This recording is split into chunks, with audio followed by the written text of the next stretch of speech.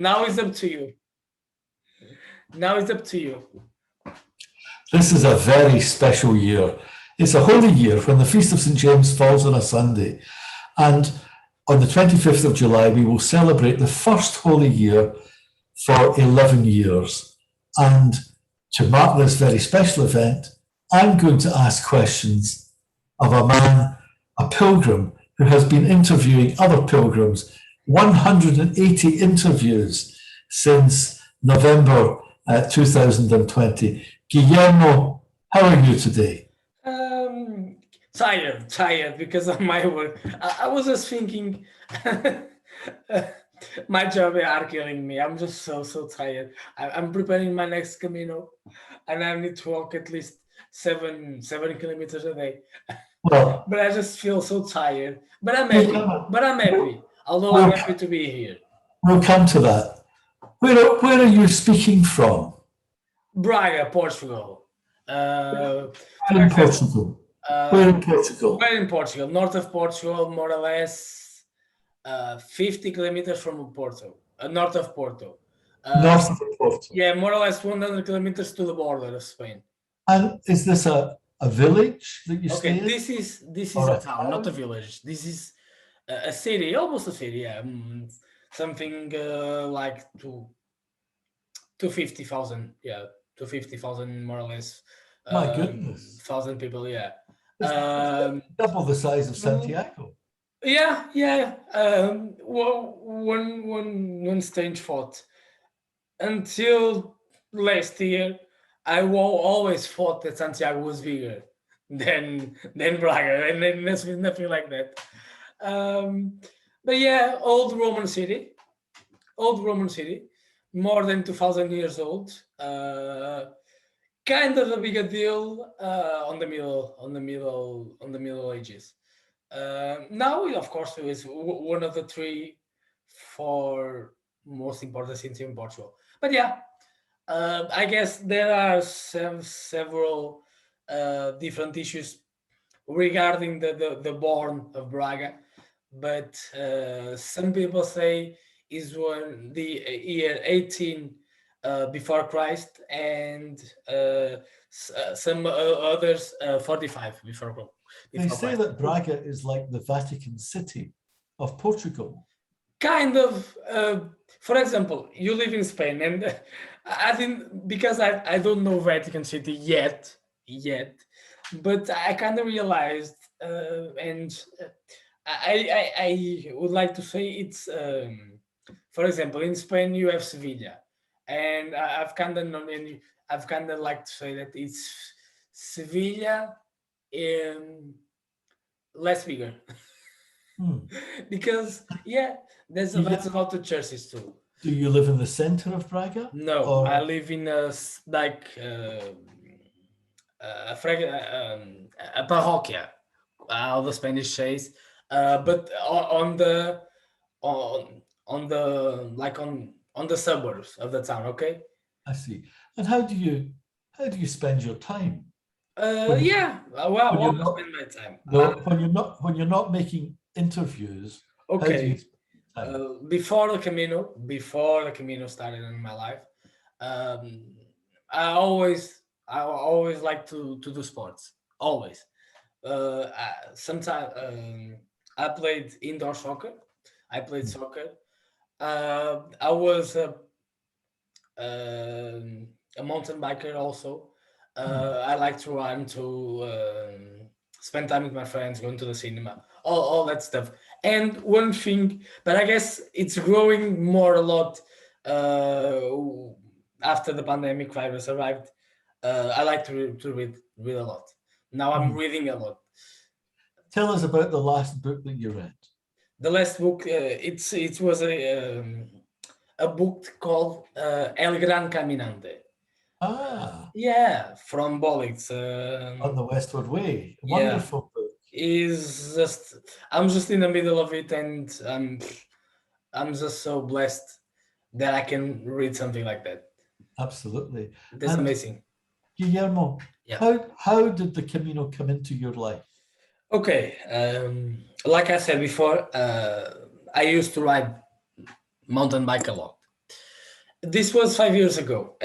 By that time, almost every Sunday, with some friends, we do our road trip around the mountains here in Braga and in other places.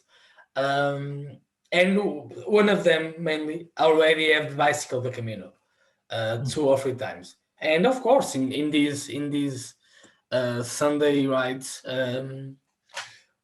sometimes, often, we talked about the Camino. And at the time, I've kind of known what it was, the Camino. So on the summer of 2016, I was working as a salesman in Barcelos. Uh, What were you selling?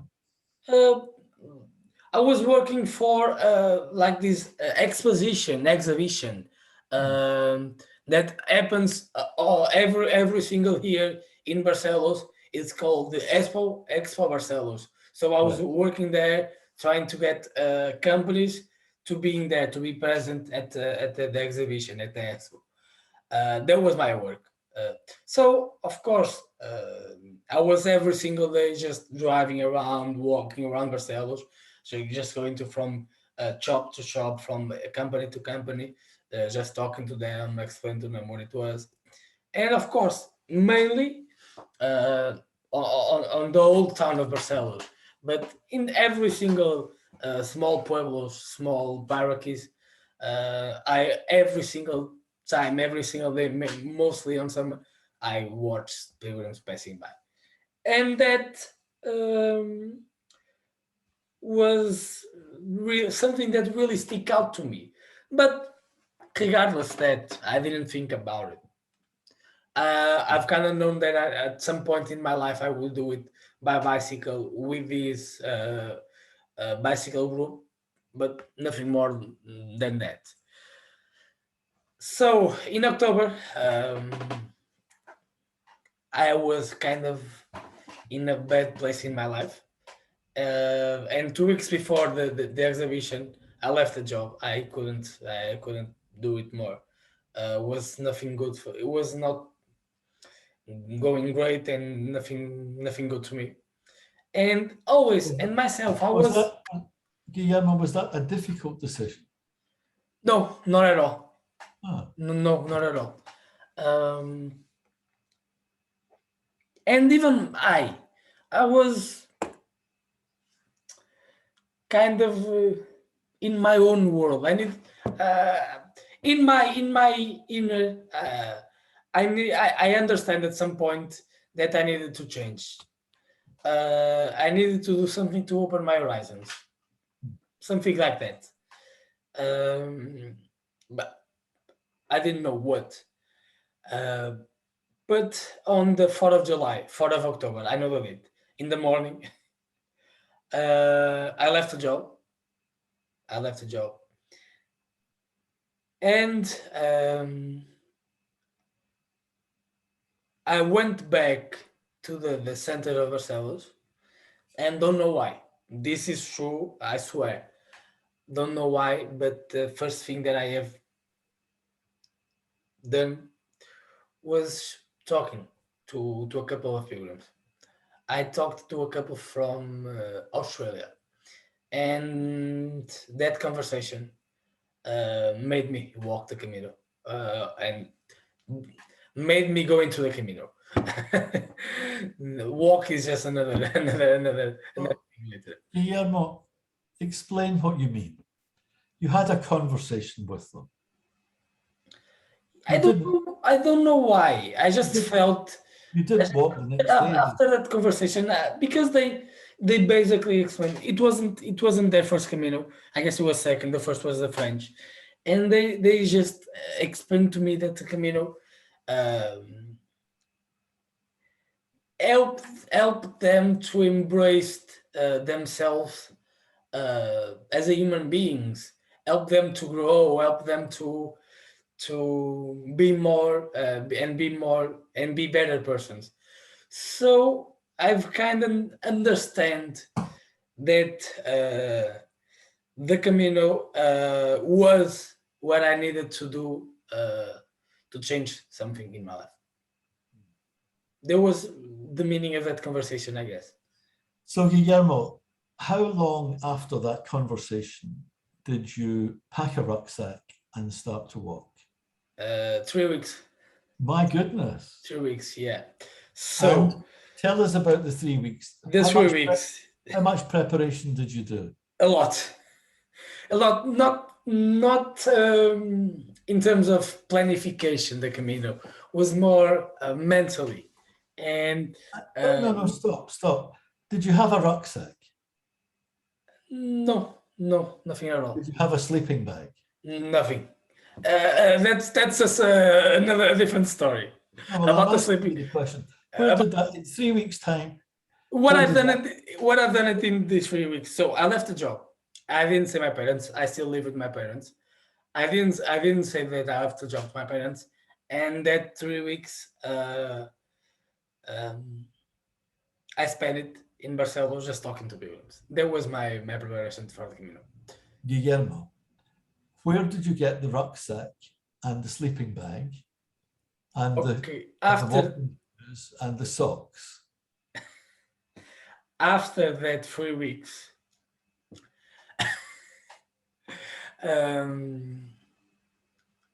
my first Camino was on bicycle. Okay. Okay. Since from Braga to Santiago and then back. Okay. How many kilometers is that?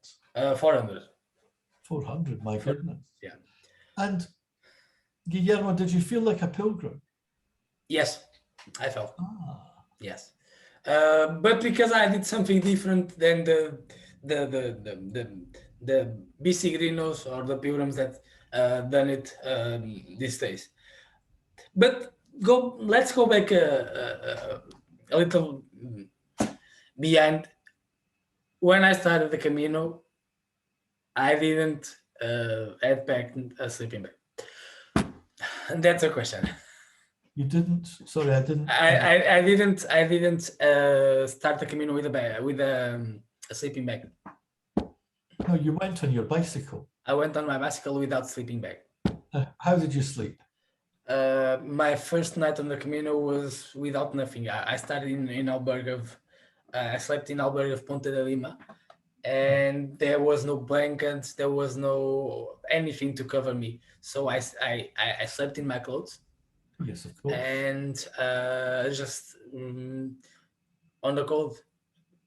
But fortunately, one of these things of the Camino happened to me the day after on Valença do Minho, on Valença, on Albergue. Some other pilgrim left his sleeping bag there, and the hospitalaria offered me the sleeping bag. There we are. Yeah. And so, how long did it take you to reach Santiago from Braga on bicycle? 4 days. 4 days. 4 days. And you cycled for the first time as a pilgrim into the Plaza Obradoiro. Yeah. How did that feel? Awkward. Yeah. My first Camino was... Okay, it was on a bike. Let me put it like this. I felt as a pilgrim because I slept on the municipal bergs. I had community meals with other pilgrims. Several times I get out of my bicycle and walked with pilgrims beside me. But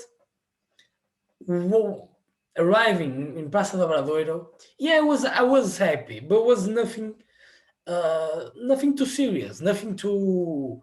I didn't cry. I didn't get very emotional.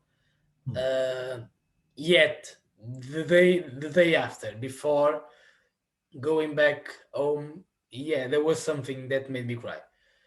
But there's several reasons to it. First, let me tell about the arrival. It was on a Thursday, and I arrived at 6 p.m., something like that. And on the middle of the plaza, on this, what is the sign? There was like some Indian pilgrim, and this Indian pilgrim, every single time that a pilgrim arrived there, he asked us for our name, and wrote it on the floor of the Praça do Ribeiro with some gold, something like that, and wrote it down. And yes, my name, I said Guilherme. I spell it, and then he wrote it. I take a picture, and was that. After that, going to Oficina da Peregrino, the pilgrim's office. I was waiting there to pick up my Compostela. I started a discussion between an American guy and a British guy to see which country was more racist. Was a nice discussion, but some harsh points. And I get my Compostela. Then to the Alberg Seminário Menor. So my idea was to go into the cathedral the next day in the morning. So one thing you need to know about, it was one of my first times in Spain, and of course my first time in Compostela. So I didn't know anything about it. And in that morning, it was rained a lot, and I did not have the opportunity to go into the cathedral because I didn't know where to left my backpack or where to left my bicycle. Yeah, that is awkward, but actually it was what happened. I did not go into the cathedral my first time on the Camino. Anyway, like I said, that was awkward because I'm Christian, I'm Catholic, Roman, and for me not going to the cathedral after the pilgrimage, that felt like a pilgrimage, was sad. But anyway, there was a moment that was above all this. When I came back to the Praça do Ribeiro and to the middle of it, and even what it was raining a lot, I didn't know why, but my name, It was raining a lot. it was there, like Well, that- like nothing, wasn't like nothing. It was like it wasn't raining a lot. It was like someone just wrote it a few minutes ago. I see. And then was the moment when I cried. Yeah, that was really special for me. Guillermo, how long after that first Camino did you undertake another Camino? So after that Camino, I came back, and 4 or 5 months later, in January, February, my life changed. I was a new person. I was a better person, and I met this guy. Now it is like a mentor to me. In what way do you think you became a better person? So not as a better person, more open to the world. Let me put it like this. So 5 months later, there was something awkward for me and kind of a miracle for me that happened to me. So I had a few jobs more, but nothing too serious. Some harsh times even after that Camino. But in January, no, almost February of 2017, I get a call from a factory. Actually, it's the place where I'm working right now. And this factory, on this ferry, my father, my mother, my grandpa, some cousins, some uncles, there was a lot of family at or are working there. And I went on to my first day. In my first day, I was presented to this guy, and his job was just to explain to me the job, explain and teaching me what I had to do. So this guy, it was the first time that I saw this guy in my life. Okay, and I didn't know anything about it. But when we started talking, he known me, he known my father, and I realized that I known very well his wife and one of his daughters. But this guy, it was the first time that I saw this. And this guy, don't know why, but he trusted me. He had faith in me, and I guess that the faith that he had in me, not as a worker, but as a human being, helping me to grow. To, for example, to go out more, to spend time with my friends more, to, for example, to talk to a girl or something like that, or to deal with the problems more quiet, not because I was very anxious, very nervous um, before the Camino. So this guy helped me a lot to grow, not be a better person, but to grow as a person. I guess that is the right word for. And for me, it was Saint James that put this guy in my life. And you started to think about doing another Camino. Yeah, when I realized this, when I realized that I was growing as a person, I was becoming a better person, I decided 2 weeks before I get on vacation from my job, I decided I want to do a Camino just to say thank you. There was a reason, just to say thank you. And 2 weeks before, I decided to walk from Braga, and this time walking. So I walked from Braga to Santiago. That Now, was my first walking Camino. tell us about the walking route from Braga. Okay, this is you from Porto. You can take 3 different routes. Is it no the route from Braga? Is it waymarked? Are there arrows? Yeah, it's really well marked. But one thing, the route from Braga, you just have 2 stages, because after 2 stages joins with the Camino Portuguese, the Central Portuguese Camino And where does it join? in Ponte de Lima. Ah, Yeah. so tell us about the 2 stages from Braga. More people like me, actually, they use it like one. It's 38 kilometers.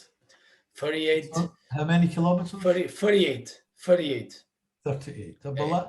Nowadays, Guilherme, I would not walk 38 kilometers. But you have an Alberg onto the middle. You can divide it. That's why I said it's too. But that time I was younger and I could manage to do it. So It's Guilherme, quite flat. Yeah. you started walking. Yeah. From your house. From my house. And was the experience different from getting on a bicycle? Really different. Really different. In what way was it different? The big difference was I really had more time to enjoy it, the Camino, to see the sightseeings, to spend time with other pilgrims, to think, to be with myself. Yeah. And do you have any special memories of that first walking pilgrimage? Yeah, I had several, but let me tell you one bad and one good. The one isn't bad. It's something really awkward, but okay. So that was the Camino of the Arrows. So you could imagine in the first stage 48 kilometers, in the second stage 38 kilometers, and in the third stage 36 kilometers. So after 3 stages, I was broken down. But let's go back to the second day. The second day, I slept in Valencia Alumínio, right on the municipal albergue. Now, hang on. So from Braga, you go to where? Ponte de Lima. Ponte de Lima. From Ponte de Lima to Valencia. Yeah, Valencia. I have done that. Yeah, it's crazy, wow. but yeah. Wow. But I arrived in Valencia really, really tired. I'm not surprised. And I was so much tired. I had some blisters, and that because I work in a night shift, wasn't normal for me going really early for bed. But there was at 9 I was in bed. I was so tired I needed to sleep. And 1 hour later, I was waken up by these other people, and they was like on the bunk bed right beside me, because it was a Spanish woman. This Spanish woman was listening to some music, um, and at 10, when the time you need to um, delete the lights, you can the time for people to go to bed is 10 Yeah, on the municipal albergue, yeah. So sure. at that time, this girl at 10:30 or whatever decided to start listening to music out loud for everyone or on the room to listen. And there was really people really annoyed because of that, and started to bugging this woman. And um, her answer was really really awkward, because she said that she didn't realize it was that loud, and she thought uh, she were with her headphones connected, but she wasn't. And so when I woke up because of the music, I woke up with this knee pain, really really hurting me a lot. So I asked for a Portuguese pilgrim to come to help me. She helped me. She went with me to the firefighters. There is just the building outside, just just besides the elbow. We went there. We pick up some ice. I put it all night without sleep. I put it on my knee, um, but I was suffering a lot. I managed to sleep for 2 or 3 hours, uh, but yeah, I this is a bad memory. Um, but the day before, the day after was a really really good memory, because, like I said, I started I slept really really bad that night, um, and at 6 I was ready to go. Very quiet, but we very slow pace, but I was ready to go. So I started that day with a Spanish pilgrim named Salvador. Unfortunately, I lost his contact. I don't have any more connection with this. It was an old pilgrim, 74 years old, I guess. So we walked together for 10 kilometers, nothing more. But stick out to me that first 2 hours of walking. Then we separate our paths in this. I don't know what I can call it, on this like pilgrim stuff, where people can offer you some the breakfast or something for you to get on the Camino. And then on that pilgrim stuff, the owner offered me my stick, my bordon. Uh, and since that day, I always walk with the same bordon, with the same stick. And your knee is better. And my knee, it's better sometimes. Oh, well, I understand. I understand. Now, from Valencia, Yeah, you crossed over into Spain. yeah, Yes. yeah. Now, my question to you, Guillermo, is about food. Food. They say that the food in Portugal is better than the food in Spain. What do you think of that? So on my first three Caminos, I could really agree with that. But Ah, but then I started to really enjoy the Spanish food. So I don't know. It was mainly bad choices or places to eat. I just thought that the food from Spain was very salty, very salty. and what's your favorite? What's your favorite food? Portuguese favorite food, roasted chicken. Roasted chicken. Yeah, Oh, we have roast chicken. We have pollo I know. roasted in But as well. I will tell you the story later about the roasted chicken. But what I want to know about now Yeah, is the interview project that you started last November. yeah. Why did you do that? Why? So there was a moment on my first Camino. Oh, again, the same from Braga to Santiago. The first three was from Braga to Santiago. On the end of that third Camino, there was a moment. If you want, I can tell you what is really special for me, and it's difficult for me to tell because it's really it's a miracle, and I cry myself out when I think about it.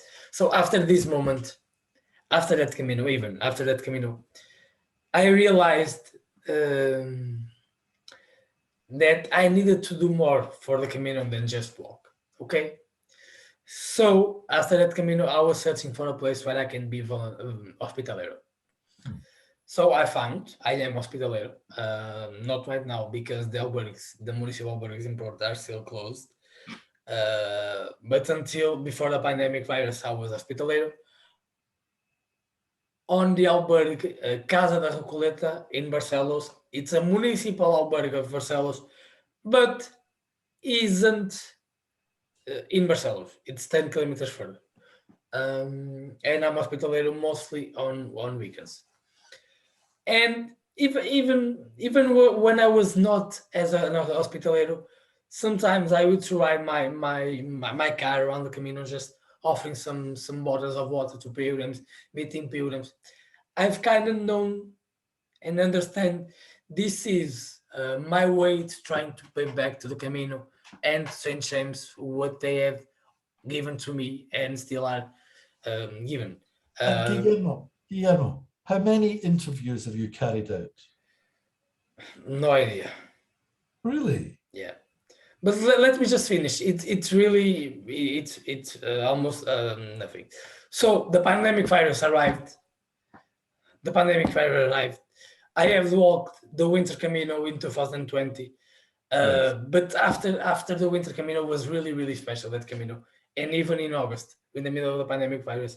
But after that Camino, I felt that I was missing something, and what I was missing, my connection to the Camino when I was not walking, and that was on being hospitalero. So after a video chat by WhatsApp with my Camino family from the Primitivo in 2019, I realized this could be a good thing for me to help others coming into the Camino and kept the And spirit alive. And Guillermo, also for me, not just so for the people that I interviewed. Guillermo, Yeah, please. you've interviewed many pilgrims, Yeah. and you've spoken about a lot of aspects of the pilgrimage, and you've spoken about many caminos. Yeah. Do you think you've helped other pilgrims with your videos? Definitely, yeah. Not as my early intention, because my earlier intention was to help to bring more pilgrims to the Camino in these hard times. Uh, but I just realized this is much more than that. Is are helping people to keep their Camino spirit alive with these stories, with these interviews. I guess And I'm Guillermo, helping more with in that sense. and there's no doubt in my mind that during these long months of the pandemic, when everyone was stuck at home and couldn't go out, your videos have been really helpful to people. Now, may I ask you a personal question about Please. your own life during the pandemic? Has it been difficult? Yeah, unfortunately, I didn't lost my job. Kind of. I lost my job for 1 week and a half, but then they realized they needed me, so they fired me for 1 week and a half, more or less. After 1 week, they decided to go back, and so I had several issues of that on my factory, but they tried everything to keep us working, and now we are really with some good work and some. So into Guillermo, my job, I didn't lost my job. I kept working well, that's all the wonderful. way.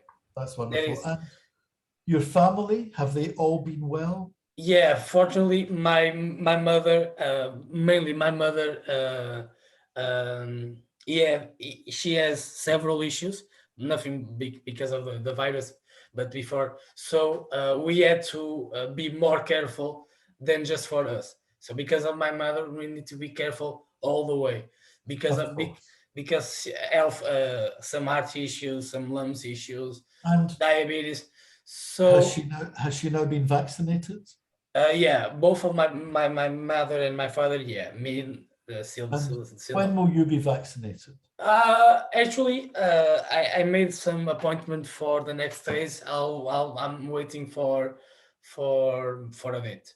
Wonderful, I'm wonderful. just so I don't I'm just so I'm just so anxious to get the vaccine. I understand. And Guillermo, if I if someone who knew nothing about the Camino to Santiago was listening to you and me talking, what would you say to them of why they should walk the Camino to Santiago? Is a life-changing adventure, nothing more. And I do not like to say and to give advices. Is just go by your own, do your own Camino, and enjoy it. Don't look for answers. The answers will come up to you. And on the 25th of July, so just in a few days' Yeah, time, the everyone will celebrate. The King and Queen of Spain will come to yeah, Santiago, the Prime Minister, the President of Galicia, and there will be a huge mass to celebrate the first Holy Year in 11 years. Could you say a little bit about what St. James means to you? oh, that is harsh.